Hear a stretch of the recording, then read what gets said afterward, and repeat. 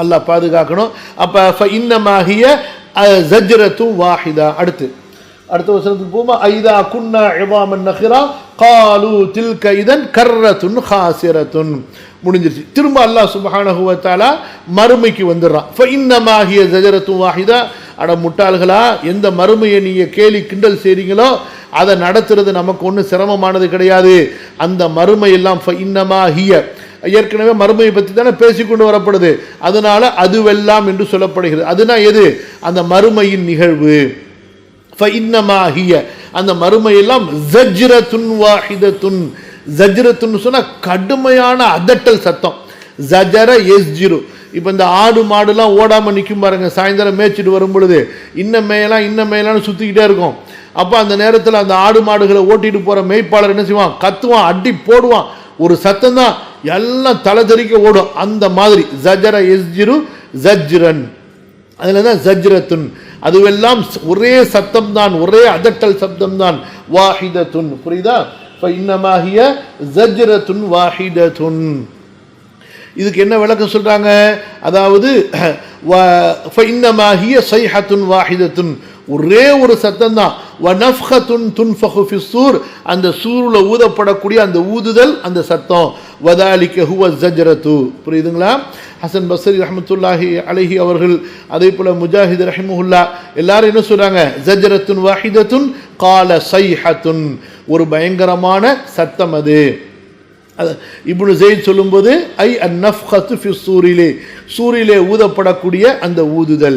ஃபஇன்னமா ஹிய ஸஜ்ரத்துன், இது இரண்டாவது ஊதுதலை பற்றி அப்படி சொல்லும்போது ஃபஇதாஹும் பிஸ்ஸாஹிரத்தி, அப்போ முதல் சூர் ஊதப்பட்டு அழிக்கப்பட்டுருவாங்க, இரண்டாவது சூர் ஊதப்பட்டு உயிர்ப்பிக்கப்படுவார்கள். ஃபஇதாஹும், அப்போது அவர்களெல்லாம் பிஸ்ஸாஹிரத்தி, பூமியின் மேற்பரப்பிலே வந்து நிற்பார்கள். அஸ்ஸாஹிரா என்றால் பூமியின் மேற்பரப்பு. கவனிங்க, இமாம் தபரி சொல்கிறார்கள், قال فإذا هؤلاء المكذبون بالبعث المتعجبون من إحياء الله إياهم من بعد مماتهم تكذيبا منهم بذلك بالساهرة يعني بظهر الأرض.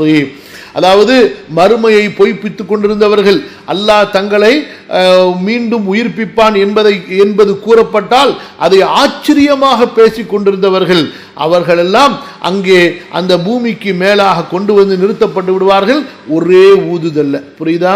அல்லாஹ் அக்பர். அல்லாஹ்வுடைய ஆற்றல் எவ்வளவு பலமான ஆற்றல்னு பாருங்க. ஒரு ஊதுதல்ல எல்லாம் மௌத்து, இரண்டாவது ஊதுதல்ல எல்லோரும் உயிர்ப்பிக்கப்பட்டு விடுவார்கள். இது நடக்கதாங்க போகுது. இதை பற்றி நம்ம இன்றைக்கு பேசிக்கிட்டு இருக்கிறோம். ஒரு நாள் இது நடக்க போது, இதை நம்ம எல்லாம் யதார்த்தமாக பார்க்க போகிறோம். அல்லாஹ் அக்பர். அதை நினச்சி பார்க்கணும். அதை நினச்சா நம்ம அவ்வளோதான்.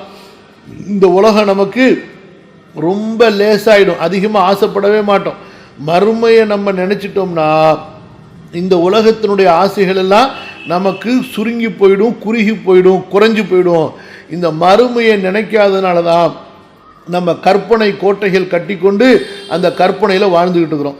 இப்னு அப்பாஸ் ரலியல்லாஹு அன்ஹுமா சொல்கிறார்கள், ஃபஇதாஹும் பிஸ்ஸாஹிரா, அதாவது அலல் அர்தி, பூமியின் மீது. அப்போ இந்த பூமி இல்லை, அதான் அல்லாஹ் சொல்றானே, யௌம துபத்தலுல் அர்து கைரல் அர்தி, இந்த பூமியை வேறு பூமியாக மாற்றப்பட்டு விடும். வானங்கள் இடிக்கப்பட்டு நொறுக்கப்பட்டு அது வேறு வானமாக மாற்றப்பட்டு விடும். எல்லாம் வேற புதுசாக எல்லாம் அமைச்சிருவான். அது எப்படி இருக்கும்? அவ்வளவு பயங்கரமானதாக இருக்கும். கவனிங்க. அப்போ அஸ்ஸாஹிரா என்பதற்கு பெரும்பாலான பல அறிஞர்கள் சொல்லக்கூடிய கருத்து என்ன?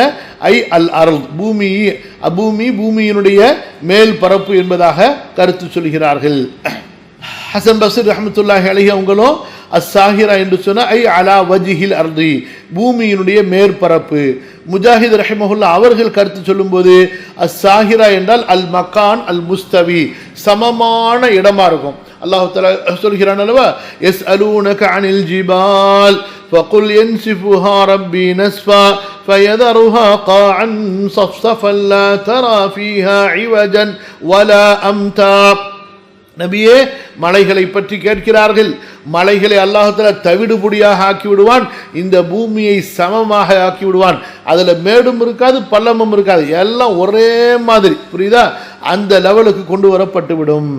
ஹைர். அடுத்து கத்தாதா ரஹிமஹுல்லா அவர்கள் அஸ்ஸாஹிரா என்று சொல்லும்போது ஐ இதாஹும் ஃபைதாஹும் யக்ருஜூன மின் குபூரிஹிம் ஃபௌகல் அர்தி, அவர்கள் கபர்களிலிருந்து பூமிக்கு மேலாக எழுப்பப்பட்டு விடுவார்கள், கொண்டு வரப்பட்டு விடுவார்கள். சயீத் இப்னு ஜுபைர் ரஹிமஹுல்லாஹ் அவர்களும் அஸ்ஸாஹிரா என்பதற்கு அல் அர்து என்ற விளக்கத்தை சொல்கிறார்கள். அதே போல தஹாக் ரஹிமஹுல்லாஹ் சாஹிரா என்பதற்கு வஜ்ஹுல் அர்தி, பூமியினுடைய மேற்பரப்பு என்று சொல்கிறார்கள். அப்ப எல்லாரும் பெரும்பாலும் ஒரே கருத்தை தான் இந்த வசனத்திற்கு சொல்கிறார்கள். சரிங்களா?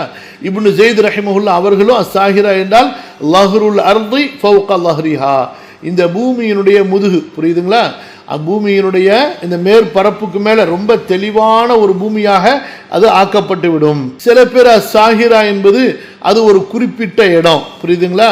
அதாவது ஹஸ்ஸான் இன்னும் அரிஹா என்ற 2 மலைகளுக்கு இடையில இருக்கக்கூடிய ஒரு குறிப்பிட்ட ஷாம் தேசத்தில் உள்ள ஒரு குறிப்பிட்ட இடம் என்று சொல்கிறார்கள். அல்லாஹு அலம். சுஃபியான் அவர்கள் சொல்லும் போதும் ஷாம் தேசத்தில் சிரியா நாட்டில் உள்ள ஒரு பூமி, ஏன்னா ஷாம் தேசம் அர்துல் மஹ்ஷர், மஹ்ஷருடைய பூமி அங்கே தான் கொண்டு வரப்படும் என்பதாக ஹதீஸுகள் வருது. அதனால அந்த அர்த்தத்தை அவர்கள் சொல்கிறார்கள்.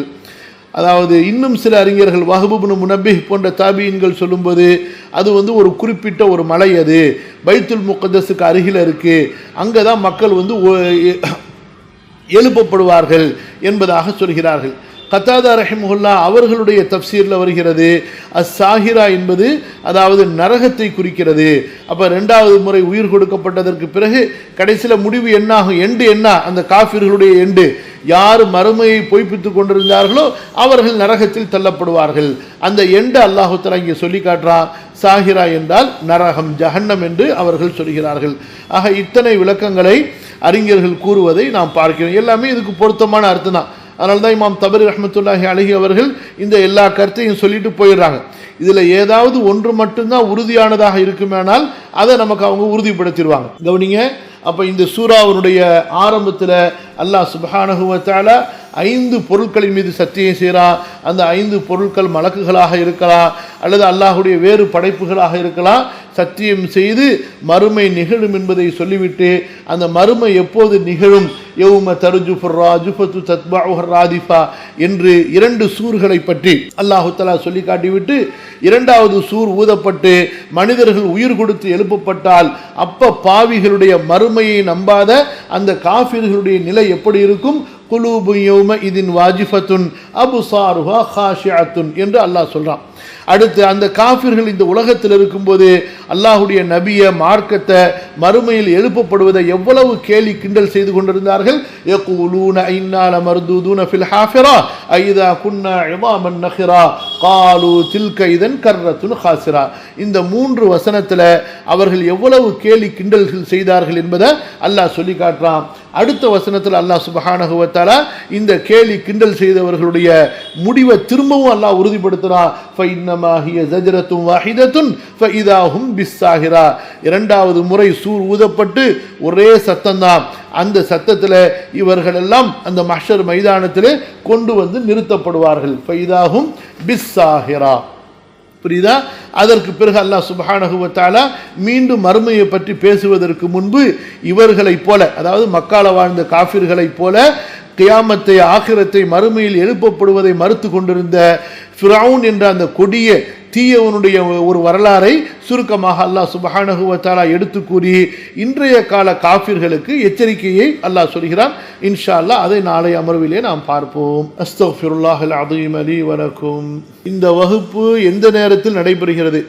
சரியாக திங்கள், செவ்வாய், புதன் இந்த 3 நாட்களும் கரெக்டாக இன்ஷா அல்லாஹ் 10 மணிக்கு ஷார்ப்பாக இன்ஷா அல்லாஹ் ஸ்டார்ட் பண்ணுவோம். 11 மணிக்குள்ளார முடிச்சிருவோம் இன்ஷா அல்லாஹ். கரெக்ட். ஏற்கனவே நீங்கள் படித்ததில் சொல்லப்பட்டது கரெக்ட் 40 என்று தான் வந்திருக்குது. புரியுதுங்களா? அர்பஊன் அப்படி தான் வந்திருக்குது. அந்த ஹதீஸுக்கு விளக்கம் சொல்லக்கூடிய அறிஞர்கள் பல கருத்துகள் சொல்கிறாங்க. 40 நாளுன்னு சொல்லியிருக்கிறாங்க, ஒரு கருத்து 40 ஆண்டுகள்னு சொல்லியிருக்காங்க. சில தாபீன்களுடைய அறிவிப்பில் அந்த 40 மற்றவங்க மைக் ஆஃப் பண்ணிக்கொள்ளுங்க, 40 ஆண்டுகள் என்று வந்திருக்கிறதுனால அந்த விளக்கத்தோடு சேர்த்து ஹதீஸு சொன்னோம். ஆனால் ஹதீஸில் 40 என்று மட்டும்தான் வந்திருக்கு. நீங்கள் பிள்ளைங்களுக்கு சொல்லிக் கொடுக்கும் பொழுது விளக்கமாக நீங்கள் சொல்லிக் கொடுக்கலாம். ஆனால் ஹதீஸில் 40 தான் வந்திருக்கு. அது 40 நாட்களாகவும் இருக்கலாம், ஆண்டுகளாகவும் இருக்கலாம். சில அறிஞர்கள் 40 நாட்கள்ங்கிறாங்க, சில பேர் 40 ஆண்டுங்கிறாங்க. ஹதீஸில் வந்து நீங்கள் சொன்ன மாதிரி தான் 40 மட்டும்தான் வந்திருக்கு. அதாவது தஃப்சீர்கள் எப்படின்னா நபி ஸல்லல்லாஹு அலைஹி வஸல்லம் அவங்கள்ட்ட தான் சஹாபாக்கள் எல்லாரும் படித்தவங்க, புரியுதா? அதே போல் இப்னு அப்பாஸ் ரலியல்லாஹு அன்ஹுமா வந்து மூத்த சஹாபாக்கள்கிட்ட படித்தவங்க. ஸோ அது ஆனால் வந்து நபி ஸல்லல்லாஹு அலைஹி வஸல்லம் அவங்கள்ட்ட இருந்து கேட்டதா மட்டும் சில நேரத்தில் சொல்லுவாங்க. ஸோ மற்ற நேரத்தில் அவங்க சொன்னதாகத்தான் அவங்களுடைய மாணவர்கள் அறிவிப்பாங்க. ஸோ ஆக இது எப்படி ஏதோ ஒரு வகையில் நபி ஸல்லல்லாஹு அலைஹி வஸல்லம் இடத்துலேருந்து அவங்க படித்தது தான் அது. அதாவது சஹீஹைனுடைய அறிவிப்பில் அபூ ஹுரைரா ரலியல்லாஹு அன்ஹு அவங்க அறிவிக்கிறாங்க, மா பைன ரசூலுல்லாஹி ஸல்லல்லாஹு அலைஹி வஸல்லம் அவங்க சொன்னதா قال رسول الله صلى الله عليه وسلم ما بين النفختين 40. இரண்டு நஃப்ஹா, இரண்டு ஊதுதலுக்கு இடையிலே 40. புரியுதா? இப்ப இந்த 40 என்பதற்கு விளக்கம் சொல்லும்போது ஹதீஸ் கலை அறிஞர்கள்ல நவவி ரஹிமஹுல்லா, பகவி ரஹிமஹுல்லா, அதே போல நம்ம இப்போ படிக்கிற தப்சீருடைய ஆசிரியர் இமாம் தபரி ரஹிமஹுல்லா, அதே போல குர்துபி, அதே போல ஷவுகானி, அதே போல இப்னுல் ஜவுசி, இத்தனை அறிஞர்கள் என்ன சொல்கிறார்கள் என்றால் இல அன்னமா பைனஹுமா 40 சனத்தன். இந்த ரெண்டு ஊதுதலுக்கு இடையில இந்த 40 என்பது 40 ஆண்டுகளை குறிக்கிறது. அது வந்து ஹதீஸ்லேயே நேரடியாக வந்துடுதுல்ல. தஜ்ஜால் வந்து இப்படி தங்குவான்னு சொல்லும் பொழுது முதல் நாள் வந்து இந்த 1 வருடம் போல் இருக்கும்பொழுது, அதாவது அந்த நாளுடைய லென்த்து. அப்போ சஹாபாக்கள் கேட்குறாங்க, யார் ரசூலுல்லாஹ் அப்படி இருந்தால் நாங்கள் எப்படி தொழுகிறது, 1 வருஷத்தினுடைய தொழுகையை தொழுகணுமா, எப்படி தொழுகிறது அப்படின்னு கேட்கும்போது ரசூல் ஸல்லல்லாஹு அலைஹி வஸல்லம் நீங்கள் வந்து அந்த தொழுகையுடைய நேரங்களை நீங்கள் கணித்து கொள்ளுங்கள் அப்படிங்கிறாங்கல்ல. முன்னாடி எப்படி தொழுதுகிட்டு இருந்தாங்க, ஒரு தொழுகைக்கு இடையில் எவ்வளவு நேரங்கள் இருந்துச்சு, ஸோ அந்த மாதிரி தொழுது கொள்ளுங்கள்னு சொல்லி. ஆமாம், அந்தந்த நேரம் வந்த உடனே எப்படி இப்போ நம்ம நார்மலான நாளில் ஒரு தொழுகைக்கு இன்னொரு தொழுகைக்கும் இடையில் எவ்வளவு நேரம் இருக்குது, ஸோ அதே போல் அந்த நேரத்தினுடைய இடைவெளி வந்த உடனே நம்ம அடுத்த தொழுகையை தொழுதுடணும். இப்போ சுபுவுக்கும் லொஹருக்கு இடையில் ஒரு 6-7 மணி நேரம் டிஃப்ரெண்ட் இருந்துச்சு, ஸோ அதே போல். அப்புறம் லொஹருக்கு அசருக்கும் இடையில் ஒரு 3 மணி நேரம் இடைவெளி இருந்துச்சு, அந்த மாதிரி. அசருக்கு அப்புறம் லொஹருக்கு அசருக்கு மகரிப் இஷா, அந்த மாதிரி அந்த கணக்குகளை நீங்கள் கணக்கிட்டுக் கொள்ளுங்கள். நம்ம அதாவது இறை மறுப்பாளர்களுக்கு, முஷ்ரிக்குகள், காஃபிர்களுக்கு நம்ம இஸ்லாமை எடுத்து சொல்லலைன்னா அதுக்கு அல்லாஹ்விடத்தில் கேள்வி கணக்கு இருக்கான்னு கேட்குறாங்க. கண்டிப்பாக இருக்குமா? உங்களால் முடிஞ்ச அளவுக்கு நீங்கள் தாவா செய்யலை, மற்றவங்களுக்கு நீங்கள் இஸ்லாமை பற்றி சொல்லலைன்னா அதுக்கு கண்டிப்பாக கேள்வி கணக்கு இருக்குது. மனிதர்களுக்கு வைக்கப்படும் பெயர் ஹாஃபிதா, நரகத்தின் பெயர் ஹாஃபிதா, வித்தியாசம் இல்லைம்மா. நரகத்தின் பேர் ஹாஃபிரா, ஐன்னால மர்தூதுன ஃபில் ஹாஃபிரதி, அல் ஹாஃபிரா, இது அல் ஹாஃபிதா, ரெண்டும் வித்தியாசம். அல் ஹாஃபிதான்னு சொன்னால் மரணம் செய்பவள்னு அர்த்தம். அல் ஹாஃபிதா இருக்கு பாருங்க, இது வந்து குரான் மரணம் செய்பவள், அந்த மாதிரி அர்த்தம். இப்போ நம்ம இங்கே படித்தது வந்து அல் ஹாஃபிரா, இது வந்து அல் ஹாஃபிரா. முடிஞ்ச அளவுக்கு தாவா செய்யணுமா? நீங்கள் யாரோட தொடர்ந்து ரெகுலராக பழகுறீங்களோ அவங்களுக்கு இஸ்லாமை நீங்கள் எடுத்து சொல்கிறது கண்டிப்பாக செய்யணும். இந்த 2 சூர் ஊதப்படக்கூடிய நாள்களுக்கு இடையில் 40ன்னு சொன்னாங்க. அந்த 40 என்பது அறிஞர்களுடைய கூற்றுப்படி 40 ஆண்டுகள்னு சொன்னாங்க. அந்த ஒரு நாள் என்பது எவ்வளவு நாளுக்கு சமமானது அப்படிங்கிறத பற்றி அதிகமான விளக்கங்கள் சொல்லப்படலை, புரியுதுங்களா? ஏன்னா ஆகிரத்து எப்போ நிகழ்ந்துருமோ அப்போ தான் அதாவது மறுமையில் மஹ்ஷர் மைதானத்தில் நம்ம எழுப்பப்படும் போது தான் ஒரு நாள் என்பது கல்ஃபி சனத்தி மிம்மா தஅதுன், 1000 ஆண்டுகளுக்கு சமமானது. ஸோ இது ஆகிரத்து உடைய நிகழ்வுக்கு முன்னாடி, அதாவது 2வது சூர் ஊதப்படுறதுக்கு முன்னாடி. ஸோ அதனால் இது வந்து இந்த உலகத்தினுடைய 40 ஆண்டுகளுக்கு சமமாக இருக்கும் என்று தான் கருதுகிறோம். அல்லாஹு அலம். ஒன்ஸ் மஹ்ஷரில் எழுப்பப்பட்டதுக்கு பிறகு ஒரு நாள் என்பது 1000 ஆண்டுகளுக்கு சமமானதாக இருக்கும். சரிம்மா, எதுவும் கேள்விகள் இருந்தால் வைத்துக்கொள்ளுங்கள், நாளைக்கு பார்ப்போம். அஸ்ஸலாமு அலைக்கும் வரஹ்மத்துல்லாஹி வபரகாத்துஹு. சுப்ஹானக்கல்லாஹும்ம வபிஹம்திக அஷ்ஹது அன் லா இலாஹா இல்லா அன்த அஸ்தக்ஃபிருக வ அத்தூபு இலைக்.